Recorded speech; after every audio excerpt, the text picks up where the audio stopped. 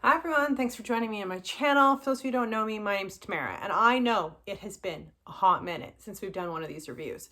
But I'm not here to disappoint. I was traveling, I'm back in the flow of things, and with that being said, we're here to read / meaning review the tandem read for the Throne of Glass series, and that would be Empire of Storms and Tower of Dawn. So this is a two-part book review that we're doing today because this was recommended as a tandem read and I did read it as a tandem read, and that is incredibly hard for me to admit because I suck at tandem reads. I normally pick up the first book, get too distracted, never touch into the second, and then read one and then the one after that. But I was convinced / people convinced me that I would actually be missing out if I didn't do this in tandem read. So I tried really hard to do it in tandem read, and we did finally finish last night at 2 a.m. So we're here to talk about it today. Now I did follow a very specific reading order that I found online as to how you do this tandem read. If there's interest in how I read it, I can definitely put in the comments. But in your experience, do you need to do the tandem read?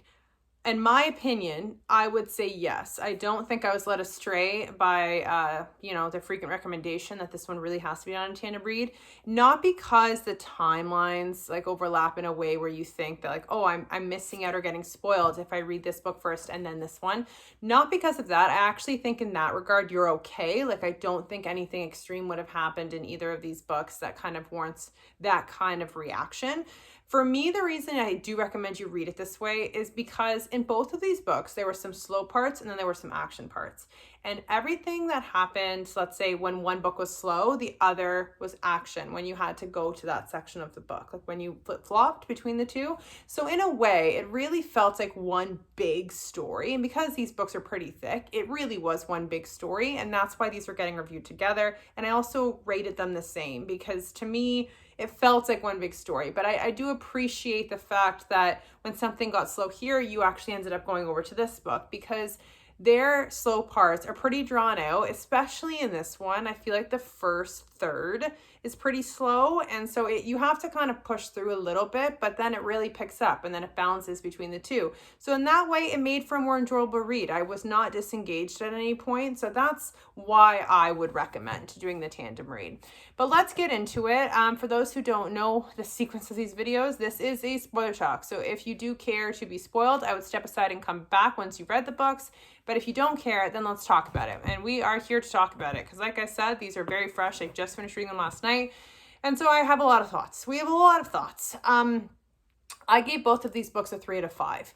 I had to write them together just because I felt like, again, they're one story. So in a way I had to do it together. And I will very much explain why I rated them in the ways that I did. But for those, just for a high level, Empire of Storms, if you didn't already know, follows pretty much our entire cast that we've been journeying with, exception of Kale and Nezrin. Kale and Nezrin go on a side quest to a different kingdom overseas. One, to heal Kale because he's not walking right now, for what we know. And then two, to try and negotiate alliances on that side to convince that king and that kingdom to fight for Aelin's cause when the Great War happens. So that's why this book is entirely a separate journey and a pretty in-depth one, as you can tell based on how thick it is.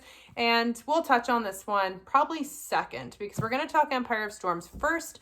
One, because this one has a lot of our characters that we have grown to love at this given point, and I feel like it's easier for me to get this one out of the way, and then we'll talk Tower of Dawn. Did I like one book versus the other? I'm not going to say that. I wouldn't say that I liked one versus the other because they felt like one story, so I don't really have a preference. That's why they were a 3 out of 5, both of them. But Empire of Storms, right off the hop, we have to talk about Aelin.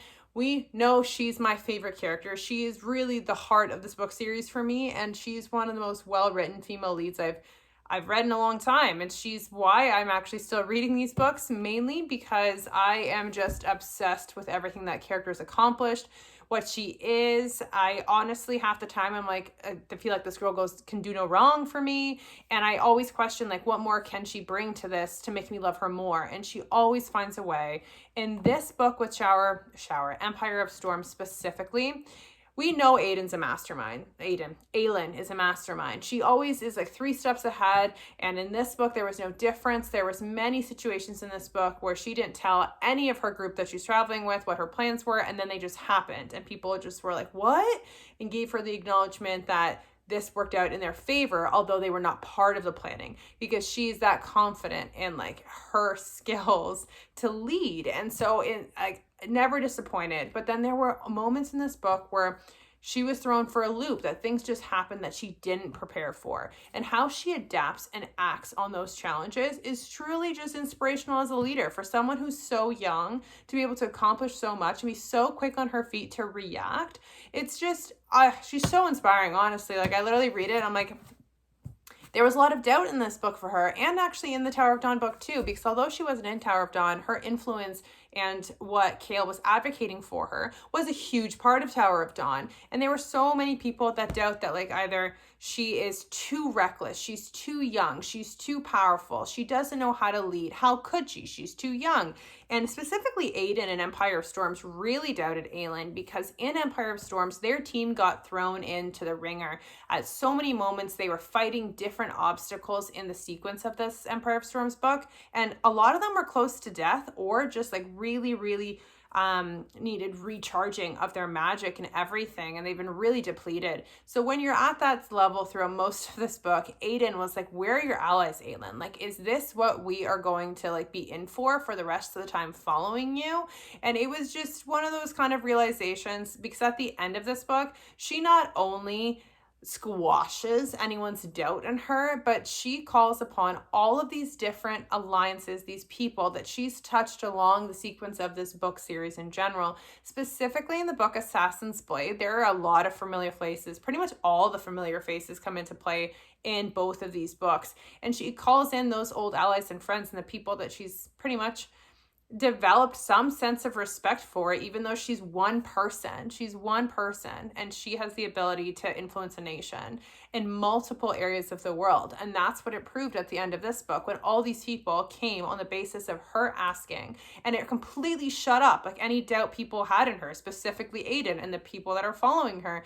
And it was just truly amazing. Unfortunately, in this book, she obviously gives in to Maeve. She mastermind planned to set her kingdom up along with her friends and everyone with their best viable chance in this great war. And that just atones to how big her heart is. And I love it. I absolutely love it. So let's move on from Aelin, because I could really talk about her forever. In terms of Empire of Storms, there was many side quests that were happening in Empire of Storms, and they all came together at the end. So everyone met up at the end with the bigger group that we follow. So specifically, I'm going to call him Lorshan, because I don't know how to pronounce his name, but Lorshan and Elide, they ended up being unlikely allies that traveled together, and both ended up needing to get to Aelin at some point anyway. So they were traveling together, and those characters are incredibly interesting. One, because Elide, when you look at her, she's considered emotional. She's fractured because of her leg in terms of a personality, and everyone that she has ever idolized has been the complete opposite from her. They've been confident, they've been strong-minded, they know how to fight, and that's everything she isn't. And then there's Lorshan, who is upper ranks like Rowan and has been compared as so, but a little bit more ruthless because he doesn't have any emotional ties. He doesn't understand that. And so to be with pretty much your polar opposite through the sequence of this book was incredibly interesting to see how they found their missing pieces in each other. And I loved it. Specifically Lorshan, because we've been dabbling with him for a little bit now, and like, what is his real motive? Like, why is he really here? Like, if he's duping Maeve, is he helping Maeve? We didn't know. So like in this book, you not only kind of get a sense as to like Lorshan as a character, but also Elide. And so when they met Aelin and they saw Aelin again, Elide very emotional, Aiden and Aelin very emotional. There was a lot of reunions in this book. Aiden also met his father in this book too, so that was really sentimental, but like not at the same time, because it was like a tough love mentality. Very interesting to read. Lysandra and Aiden kind of like develop some sense of an understanding and almost like a budding romance, which was super cute to see develop, because their characters are so fun to me in comparison to some of the others that are more brutish and serious. They're more sassy and fun. So I love seeing them come together. Elide and Lorshan also developed some sense of a romance as well. That was fun to read. Manon and Dorian. So Manon, I've always loved Manon, and the last time we saw Manon, she was on like the cusp of death, and her Wyvern ended up flying her to safety, which he interpreted as Aelin and her crew when they were essentially boating to another part of the journey in this book. And then they, not only Dorian and Manon, like pick up on this banter and this flirtation, but Aelin and Manon butt heads quite a few times, and it was super entertaining to read just because they are two powerful, stuck-minded people, and their friendship in general and the respect they gain for each other is just, I thought it was great.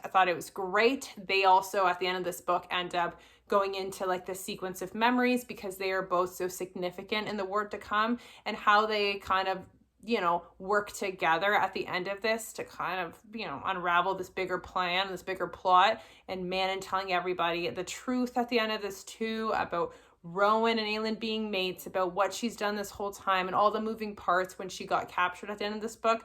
I just have a lot of respect for that relationship and that friendship, and I love it. I actually love it so, so much. Now, one thing that I will say that was a little bit underwhelming to me. So Rowan and Aelin's relationship, they finally kind of do the deed in this book. And will I say it was worth the wait? No. I don't know if this is because when the author was writing this, like, I thought she was a little bit older when she wrote this, because I know she wrote these books when she was younger, but I feel like by this point she was a little bit older when she picked this one up, but I could be very wrong.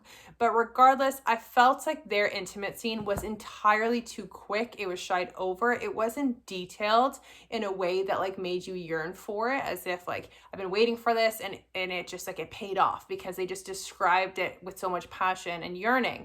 I felt none of that reading this, unfortunately. I did feel like it was very sped through, and like it was just like, oh, like they said so many powerful things, but they didn't ease into the powerful things like during this intimate moment. So I just didn't feel anything. Like I just felt like, oh, that was a little like lackluster. And I felt bad even thinking that, because I feel like that may be an uncommon opinion, because we just went through like 4 to 5 books and we finally got there and it just felt underwhelming. And that's why I was like, meh, that kind of sucks. So, but regardless, this book was really good in general. Moving on, let's go Tower of Dawn. So Tower of Dawn, we run into our character that we met in Assassin's Blade, the lady. She was like, she worked at a bar. She was saved by Aelin, but she didn't know who Aelin was, and she didn't even know the name of the person that technically inspired her to go and chase her dreams, which was to become a healer like her mom was. And it turns out that this healer is connected to a lot of powerful people, so it ended up working on their favor that we got to really follow the healer in the sense. And I keep calling her the healer because I keep forgetting her name. It begins with a Y. Yrene, something like that. Kael and her, throughout most of this, they develop quite the relationship, and Nesrin also develops a relationship with one of the princes from that kingdom as well. They kind of take their own side journeys through partway of this book to kind of, I feel like it's what we needed, because Nesrin and Kael traveling together was incredibly bleak. Like they just felt like buddy-buddy, but they also were romantic, but you didn't feel anything for them romantically. So them separating, doing their own side quests. Nesrin is from this kingdom, so she's reunited with cousins, she's reunited with the people that she knows, and then she appreciates that side of the world so much more. So to like see her character flourish as almost like this is where she's meant to be, and the kind of warrior she is too. Like you saw a lot more of Nesrin in this, and how she worked in sync with Sartik, which is one of the princes who is technically meant to actually be the next king of that area as well. I loved seeing their story separate, because you got to see them so much better. Kael being incredibly stick-minded in his head and being so temperamental. Him and Yrene's relationship, as she was healing him, she was assigned as the healer. Potentially when we see him for the first time, she like hates him. He is everything she hates, but misjudging him as in his involvement when her parents had died, like everything that happened to her, trauma, why she blamed on him. And then they ended up working through this acknowledgement as to like how big of and better of a man he is, but also he really had to dig deep and acknowledge all of his self-doubt, everything he was holding dear, what was causing his hesitation. We got a full Kael moment in this book, and rightfully so. It's a whole book about him, and I had my doubts about him. He was never my favorite character, but I will admit that this book really made me appreciate Kael. at the very end, when you got to the last bit of what's holding him back, when Irene has been healing him, he had these walls up and she's like, I need you to embrace it. I need you to acknowledge what's holding you back. And he finally did at the end of this. And it was similar to me when Aelin had to, like, she suppressed her powers in book An Heir of Fire, and then when Rowan, like, when she finally went to the pit of her darkness, she was reborn. And in a sense, that's what I felt with Chaol. And I always felt like those storylines in general went through very similar plot points, only they're very different kind of characters. So for him, it was the same kind of acknowledgement. And there was a lot of things when it came to Aelin's character in general where he felt a sense of regret for how he judged her, how he interpreted some of the stuff she had said to him previously, everything she knew, and how he was no better in certain situations. And I loved that acknowledgement. I loved it because it finally made me stop irking every time Chaol opened his mouth about Aelin, because I wanted him to see how great she was, and he finally saw it in this. And then he also just found a way to value himself, even though at the very end of this, he still doesn't have the mobility that he wants. There was a lot that happened in this. We learned that Maeve is a Valg king, or queen, sorry. Like, all of these underlying pieces that have influenced this war, and we've learned a lot about it. And I liked the growth on that side of the world too, but you got to see that more from Nesrin's story point than you really did from what Chaol was going through. So I liked the parallels. I thought they did it really well. At the very end, a lot happened. We kind of saw some of, like, the darkness that eased into that side of their world and how serious that threat is. And that is the threat that Aelin is looking to pretty much liberate from this world. So it was very interesting. It was very interesting. And they tie in together. Both these books truly do. And at the very end, everyone is now finally headed to the big war. Like, everyone's coming together. So I'm really excited for the last book for this reason. And I'm going to start reading it tonight. But in general, I enjoyed both of these books. 3 out of 5. I wish I could give it more, but based on how slow it was, and then there were some scenes in this where I felt were a little bit extra. Like, a lot of the characters we met in Tower of Dawn are a little forgettable, and they really dragged the story on for me. But I liked the world building. It's just some of the characters are forgettable, and part of this book I felt like could have been significantly shorter. That's a big one for me. But anyways, we're off to the next. Bye for now, guys.